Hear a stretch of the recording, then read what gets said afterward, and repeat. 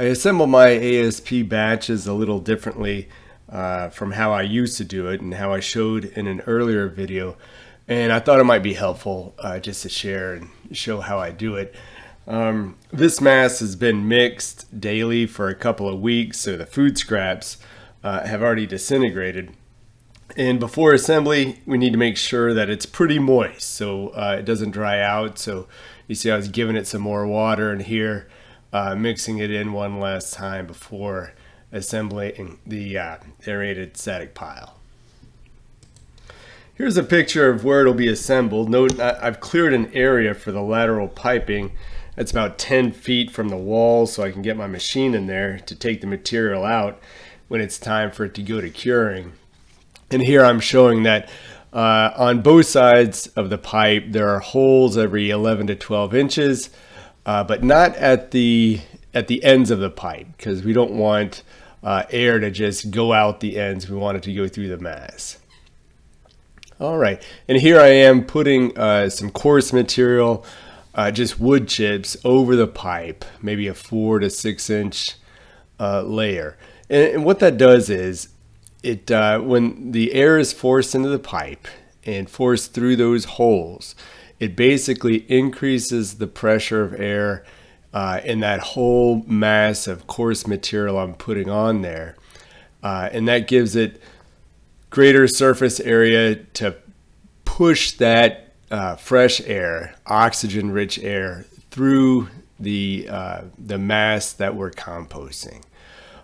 So it usually takes about 3 scoops, and as you can see here, I try and dribble it out, but usually I'm a little hasty or messy or whatever, and so I find it necessary to grab the shovel and fix it up so it's fairly uniform. And yeah, I continue on down the way. Okay, and you'll notice here that I don't put wood chips on the very end, only to where the holes are, because again, we don't want the air to flow right out the ends. We want it to go through the mass. So on both ends of the pipe, wherever there are no holes on the side, I also don't put any wood chips. Here I am straightening that plenum layer up with the shovel. Doesn't need to be perfect, but you want it to be fairly uniform. Remember, you always want to avoid short-circuiting the airflow, like having a bunch of wood chips that go off to the side so the air can kind of escape underneath the mass, or wood chips, a block of them that might go towards one of the ends. Okay, here's what it looks like when it's ready for our mass.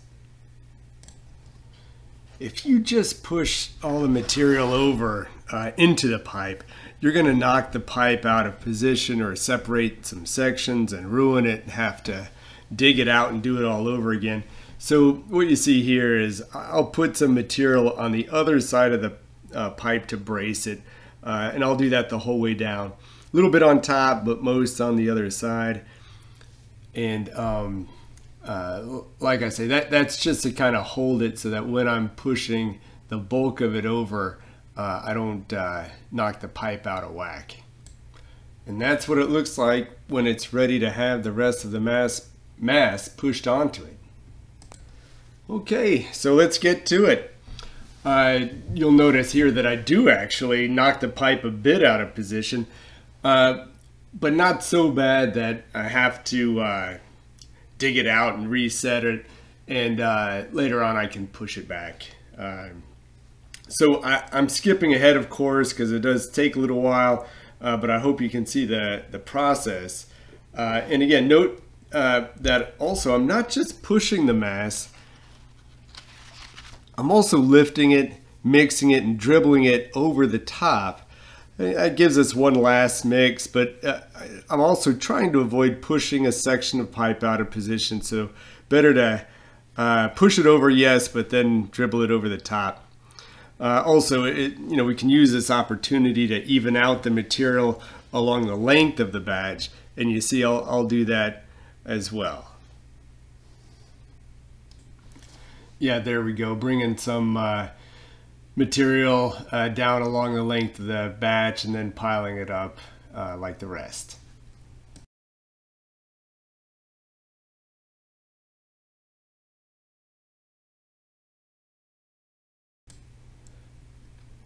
This is me pushing the next batch into position to receive more food scraps and more other material.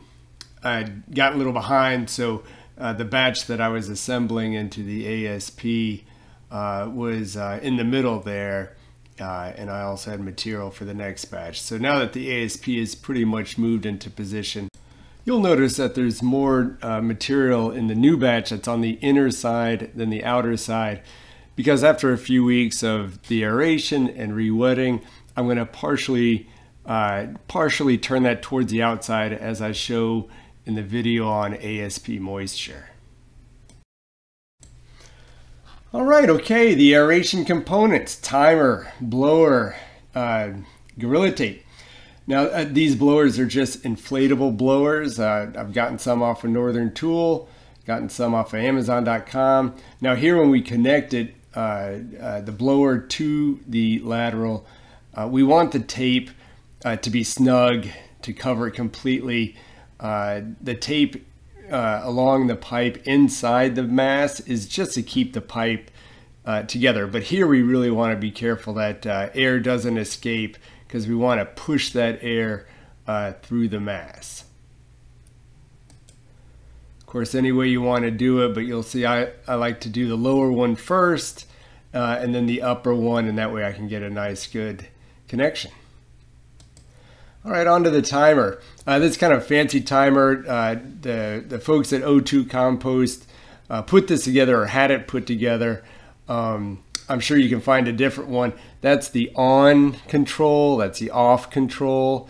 On is you have multiple of 10, so 50 seconds on and then 25 minutes off. I put that for.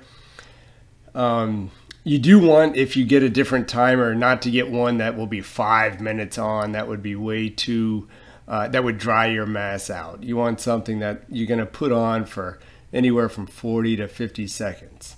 Now, as soon as it's all plugged in and gets power, it'll kick on. You can see a little vibration there because the blower is blowing away. And now I just made this, so that's partly why you see some water vapor coming off. But when the blower kicks on and you have good moisture, you're going to see water vapor. Always make a label for every batch that follows it the whole way through until I screen it. Be sure the Sharpie won't last. You need to use a wax pencil like this one. Here I put the year, which batch in the year, and the date that the ASP was assembled. All right, like I say, I put it with it, and everywhere the batch goes, the label goes. And this is how it looks when it's all assembled and ready to go. I hope this helps.